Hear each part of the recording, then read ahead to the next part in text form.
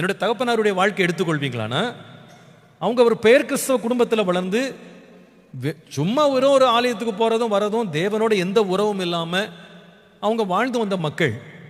ஆனால் எங்கள் அப்பாவை அவங்க குடும்பத்தை சபைக்கு நேராக ஒரு ஆவிக்குரிய வாழ்க்கைக்கு நேராக வழிநடத்தினதற்கு ஒரு எக்ஸ்பீரியன்ஸ் என்னன்னு கேட்டால், அவங்க வாழ்க்கையில் இருந்த வறுமை, பசி, கொடுமை, ஹங்கர், ஸ்டாவேஷன் அவங்கள என்ன நேரம் நடத்துச்சுன்னு சொன்னால் சர்ச்சுக்கு நேரம் நடத்துச்சு.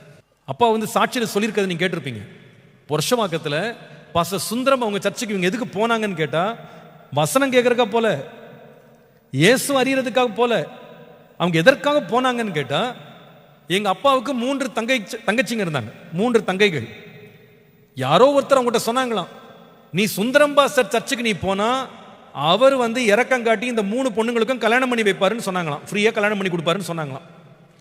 இதை கேள்விப்பட்டு நம்ம தங்கச்சிங்களுக்கு நம்ம கல்யாணம் பண்ணி கொடுக்க வழி இல்லை, வறுமையில் இருக்கும், சரி நம்ம தங்கச்சிங்க கல்யாணம் நடக்கட்டும்னு சொல்லி சர்ச்சுக்கு வந்திருக்கிறாங்க.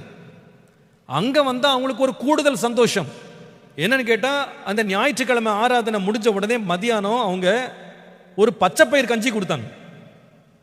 வர்றவங்க அத்தனை பேருக்கும் பச்சை பயிர் கஞ்சியை டம்ளர்ல ஊத்தி கொடுத்தாங்க. இவங்களுக்கு ஞாயிற்றுக்கிழமை சாப்பிட வழி இல்லாம பசியில அந்த டம்ளர் கஞ்சி அவங்களுக்கு ஒரு பெரிய ஒரு பஞ்சாமிர்தம் மாதிரி. அப்போ அவங்க சர்ச்சுக்கு எதுக்கு வந்தாங்கன்னா, பரவாயில்ல போனா மதியானம் சாப்பாடும் கிடைக்குது, நம்ம சகோதரிகளுக்கு கல்யாணமும் ஆகும்ட்டு தான் உள்ள போனாங்க.